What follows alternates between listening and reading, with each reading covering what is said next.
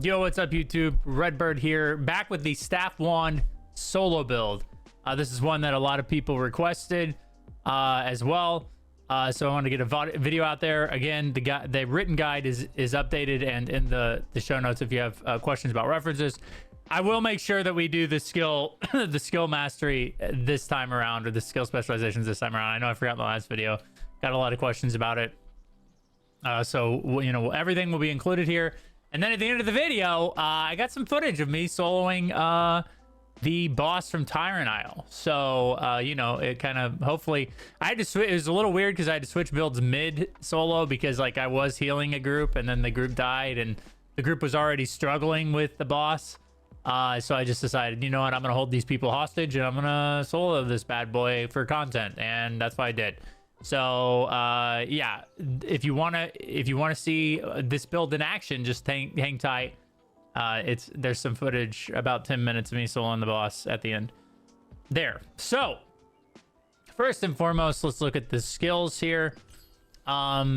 We have a pretty straightforward skill list. If you use the leveling build that I put out, you'll recognize a lot of this setup.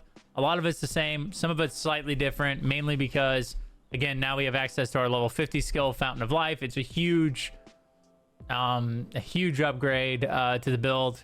Again, allows you to go infinite as far as mana goes if you use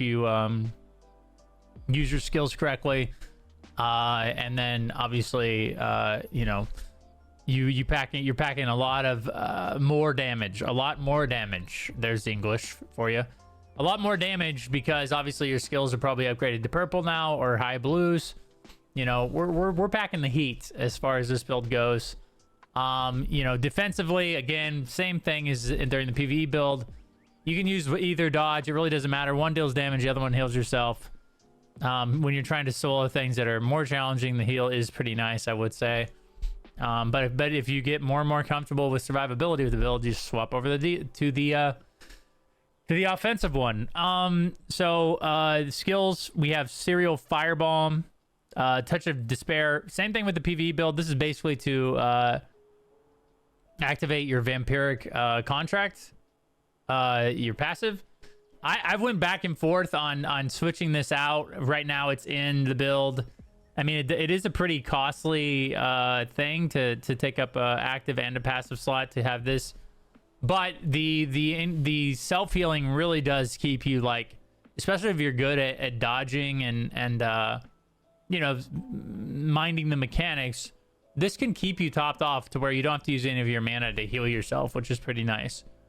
So, like, you know, again, for more advanced users, maybe you just are using Touch of Despair and Curse and you know, and getting by on that, and maybe you can take some of the healing off the bar. The problem is, though, is that, you know, I've really, like, thinned this down already, and a lot of, like, the things that you think you could add to increase your damage really doesn't as much as you would think, because, you know, we're looking at DPS here, not just, like, you know, pure damage numbers. And a lot of the skills we leave off for a reason, just because they don't deal a lot of, like, overall damage. When it comes to DPS goes. Raid Disaster is something I worked on Dagger Wand when I put together a Dagger Wand build in Korea, and it might be, like, I would say, like, that would probably be, like, one of the first things on the bar if we are to switch it. But for now, let's talk about what we're doing. Inferno Wave, Fireball Barrage, Chain Lightning, Judgment Lightning, all pretty straightforward. Again, we're stacking burn stacks here and utilizing the burn stacks to deal more damage with our lightning abilities, and as well as Fireball Barrage. A lot of passive damage. That's the theme to the build. You know, casting something and then like letting the spell deal the damage for you, as opposed to, like, channeling things, which can get you in trouble, like in the Gates of Infinity and things. You really have to be tight on the mechanics to pull off, like, you know, some channel abilities, even when you're soloing. It just doesn't feel efficient, right? This is a single target build for the most part. I will do an AoE build later, but this is what people, I think, will find the most useful, is being able to, like, you know, solo the Gates of Infinity, obviously, and then solo the group dungeons. If you can't find a group, or you're having trouble, you know, like with, you know, getting your contract spent every week. It's just nice to be able to know that you can go in there solo and farm these places. Again, swift healing we have here. Doesn't really need much of an explanation. Single target heal for yourself. Fountain of Life. This and Thunder Blessing are the two spells that are basically going to keep you going, keep you soloing, keep you alive. I mean, these two things. This is essentially the cornerstone of the build, is the synergy between Fountain of Life and Thunder Blessing. I'll show you a little bit more about that as we kind of go through the rotation. And then in the video, as you see me solo the boss, you'll see like why it's so important to have these two abilities, is because, you know, dropping these two together like fills your mana bar almost to full, tops you off, and deals damage while you're doing these things. Which keeps pressure on the boss and, like, you know, allows you to solo things in like a more reasonable fashion. So, you know, again, huge. Both of these things are pretty big to the build. We have these two self buffs. I did leave off for the solo build. I left off High Focus. I feel like a lot of the value's lost when you don't use the target expanded, because, you know, it does like nerf the spell a little bit, but it goes across 6 players. It decreases people's cooldowns, and it increases their max damage by 45. When you multiply that by 6, it's a lot better of a skill, a lot more effective of a skill in those situations. But High Focus already has like a pretty large cooldown. So when you're soloing things, like, you're maybe getting the benefit of this skill. I mean, like again, once you have a minute downtime is what I'm saying. So I didn't feel, especially with the single just being yourself, I didn't feel like it was very effective of a skill to have on the bar when I like compared it to like the Last Off, which again is like either the Touch of Despair Vampiric Contract combination, or like Ice Spear Bombardment, which, you know, you'll notice like in this build, like you it's just damage fill. It's not necessarily that significant for your rotation. This will be more important, like when we put up the AoE build, just because like you'll be wanting to spread your lightning like damage across multiple targets. But for the solo build, it's not really that important. So, like, you know, that was like one of the first skills I took off when I was adding these two abilities with this synergy. So just know that. And then obviously we've already talked about this with Thunder Blessing. We use the Thunder Blessing version more for the build, just because it deals passive damage. You'll see a lot of that in the video and when we describe the rotation there. You know, we're not using Infernal Meteor. It's just like a very slow skill with like a low payoff, I think. If you have like a lot of heavy attack, or like, you know, I mean, really, like, again, like, the main thing, I don't want to go off too far off track just to explain why I didn't pick this spell, but the main thing is like it's a minute cooldown. Again, a lot of our rotation is available a lot. We have a high mana regen, we have high sustain, so we want to utilize spells that can be cast more frequently to get more value out of them. Like, you know, for instance, like Chain Lightning is a 5 to 6 second cooldown, is dealing 400% base damage plus 133. This is a minute cooldown, and it's dealing 830 plus 51. Now, this is more of an AoE skill, of course, but we're not worried about AoE damage when we're like farming these like more challenging solo boss type stuff. So, passives, we have Mana Ball Eruption. Again, just extra projectiles during our fire bombs. We have a lot of fire bombs that we cast here, and then as well as like our wand cast, we get a lot of free damage here. Pretty big. And Mana Amp, just a great overall passive. Increases max health, max mana. We're also utilizing Noble Revival just to give us some slight increase to healing.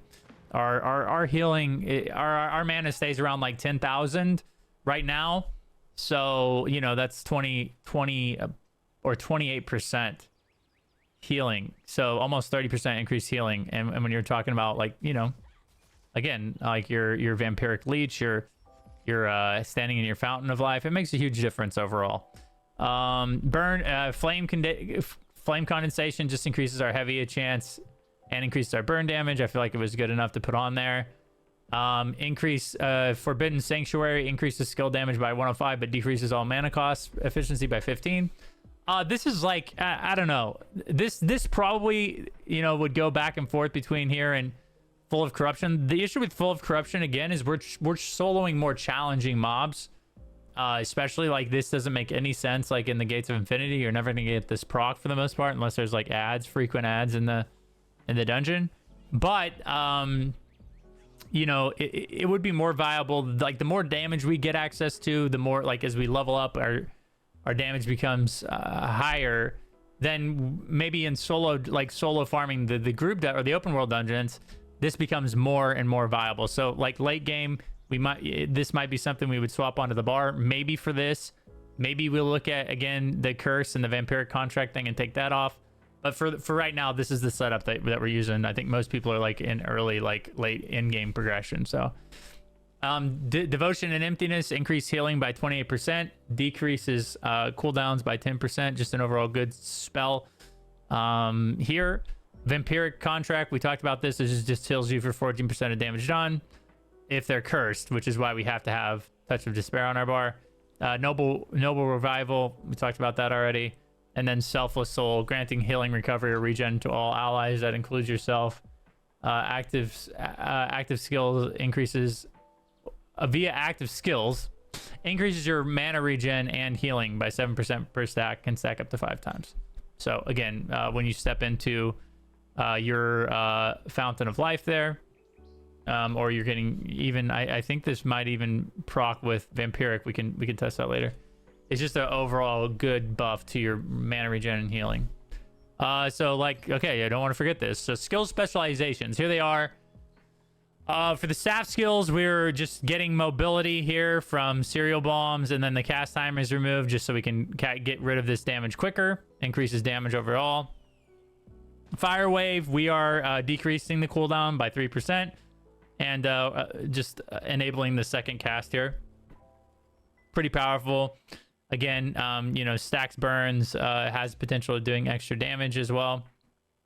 If it lands a heavy attack, it increases even more of the burns there.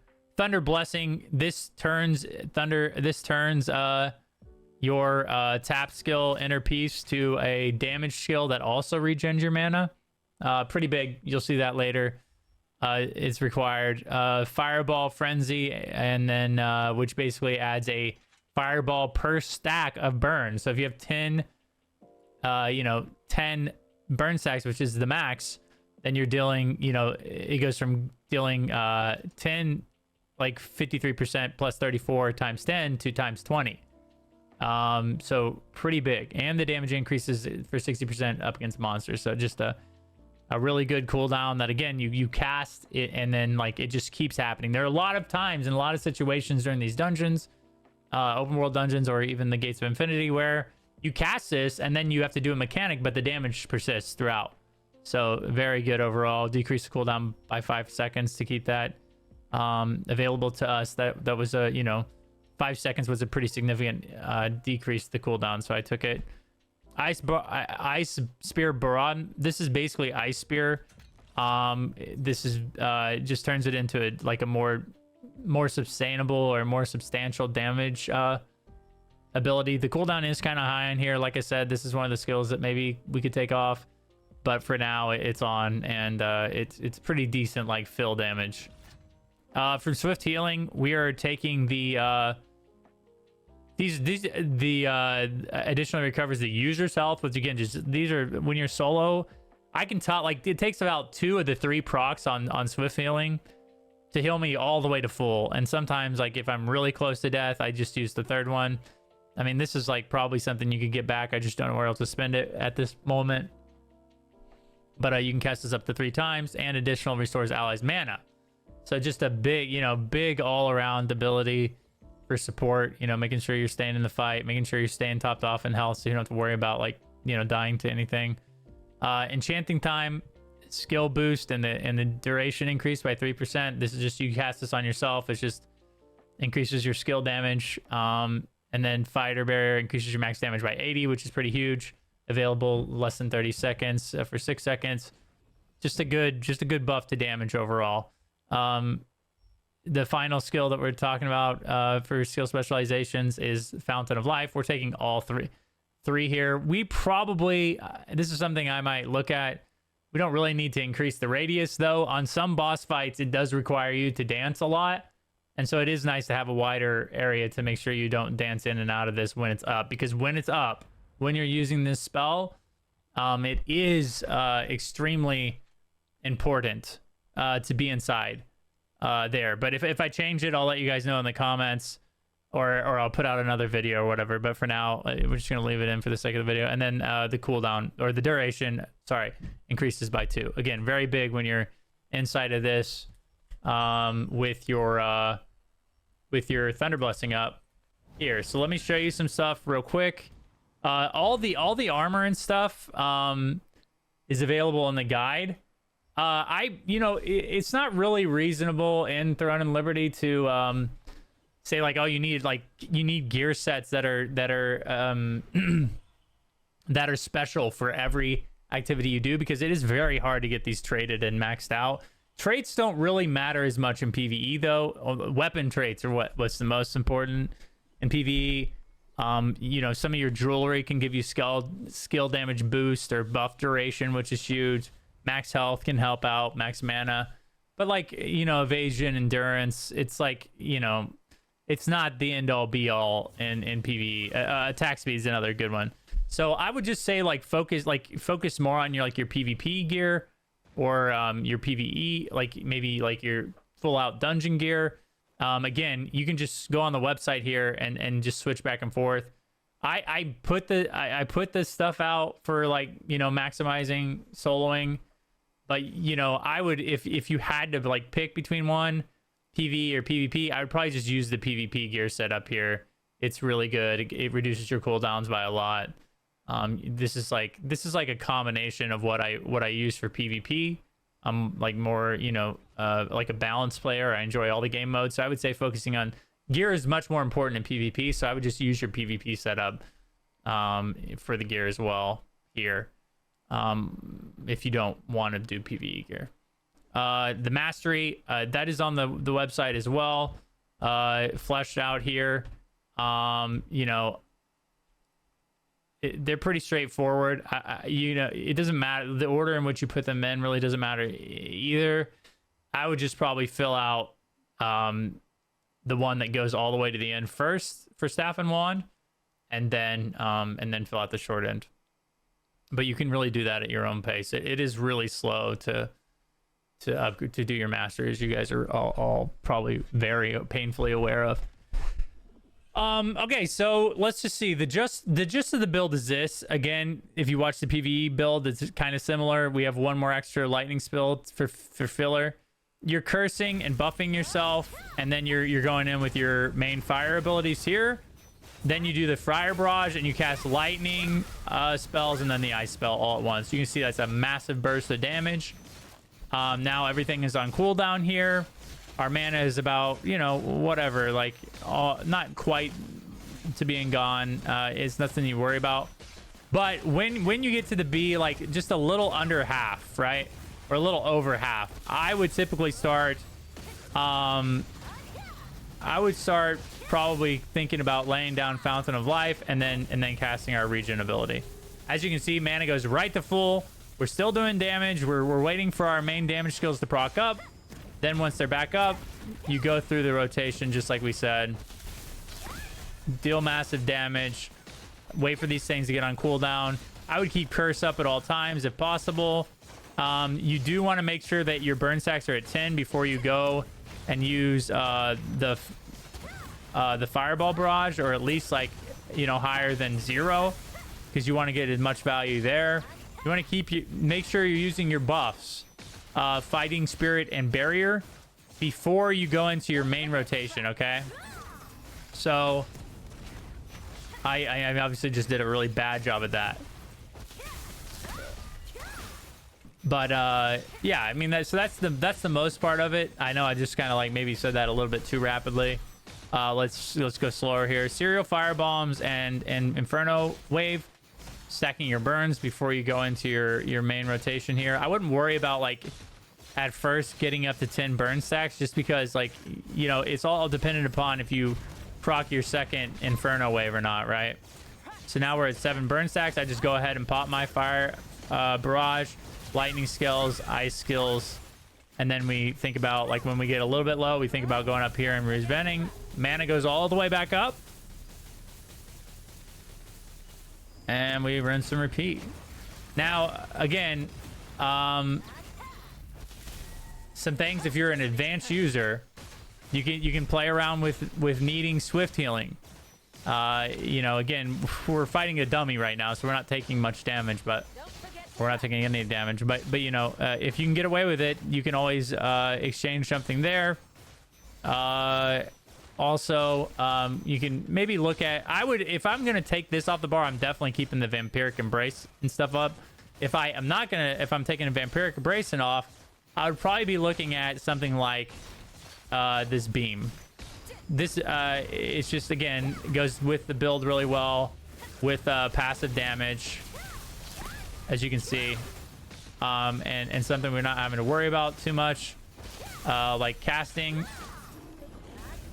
Again, we're not going to get the self-healing there, so we'd probably go for something like Full of Corruption or what have you. Those are just some recommendations if you feel like, you know, I don't really, it's too much healing. But I guarantee if you're souling like a Gates of Infinity, or like, you know, challenging like large pools and the solo dungeons, you're probably going to want the backup like poop button. So I wouldn't worry about that so much here. I don't want to confuse you guys either, which is probably too late.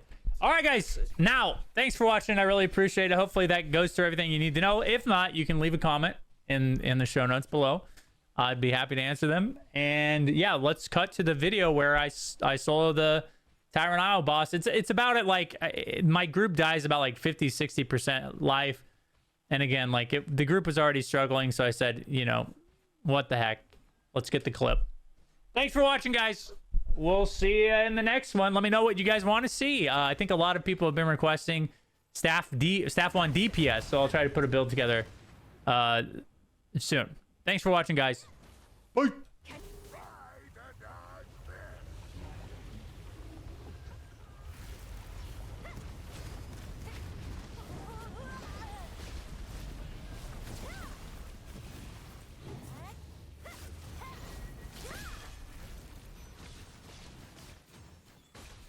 So forget it. We're soloing, don't care.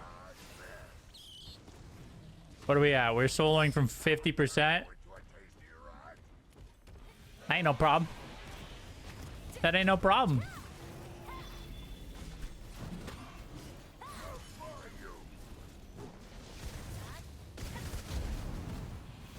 Standing in that's not good. I can tell you that right now.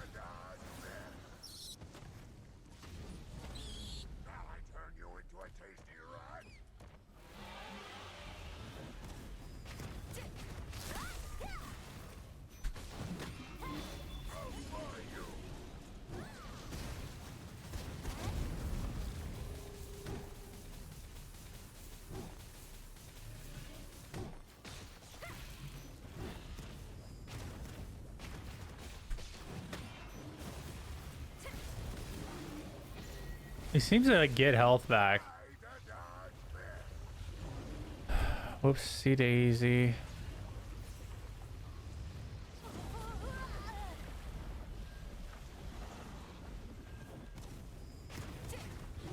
Bro, wipe.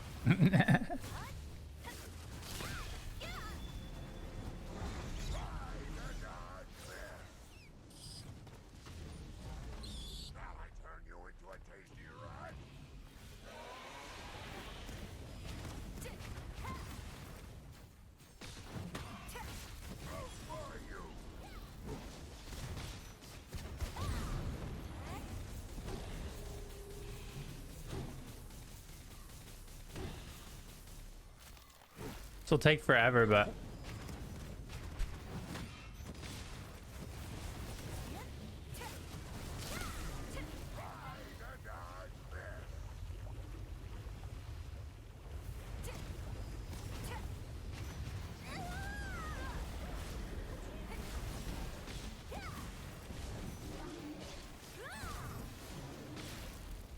now's when I wish I had the rest of my damage abilities on my bar, though.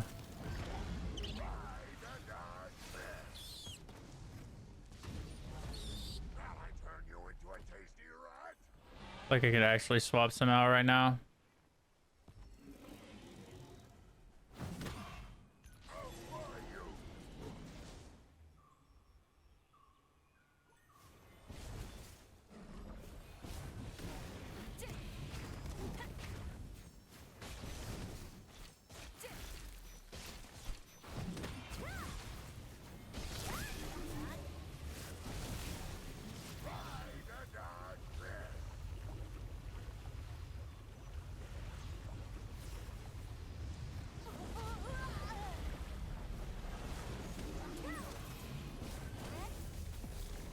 All right, we got our weapons skills on our bar at least.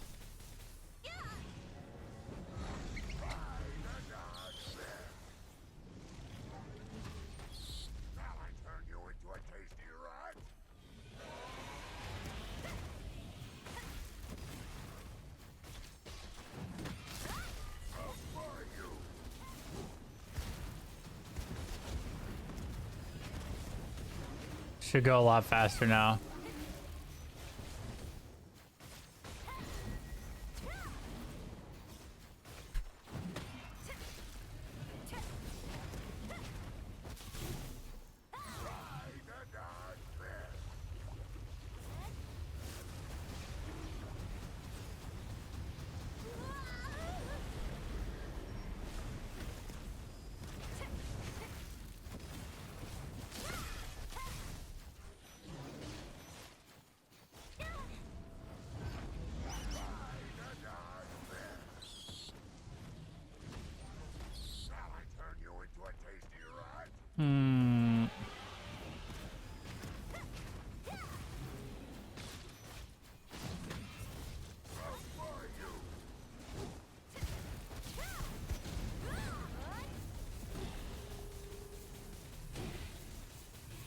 DPS and healers. I mean, we have a bunch of guides up on our site if you want to use them for each healer's tank's DPS.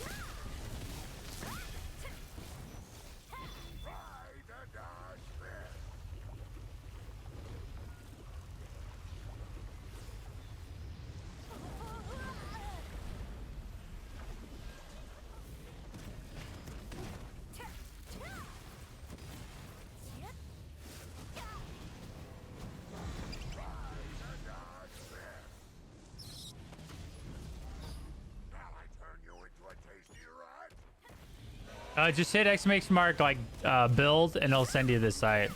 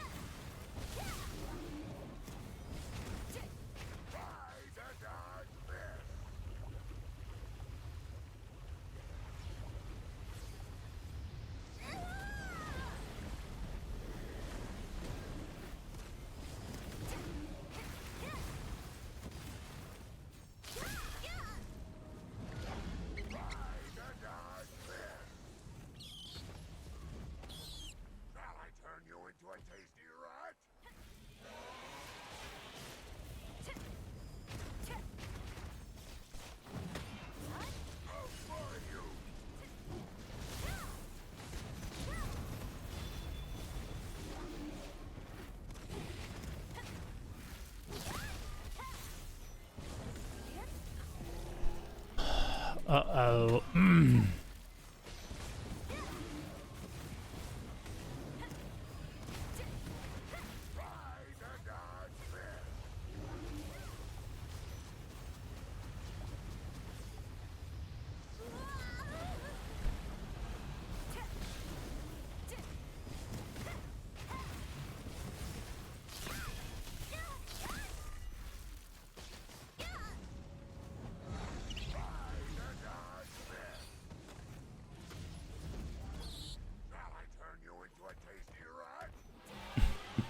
That's great. I've successfully held this group hostage for like 15 minutes. Oh my gosh. What if I died here? That'd be sad. I'm not going to. Spoiler alert. He's dead.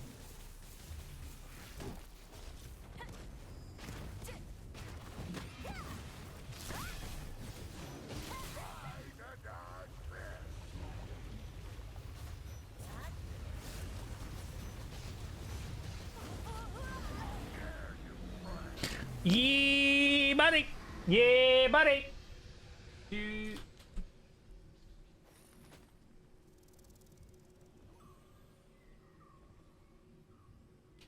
Build approved. Hey,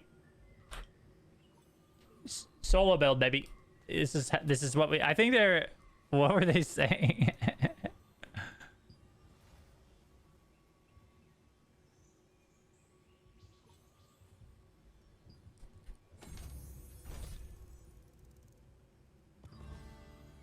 Oh, we got a bracer for a reward. Look at this. No. This is like the third bracer I've gotten, and every perk I get is terrible. I need max mana, skill damage resistance, and debuff duration, and I've gotten literally mana regen, weaken resist. Wipe, you idiot.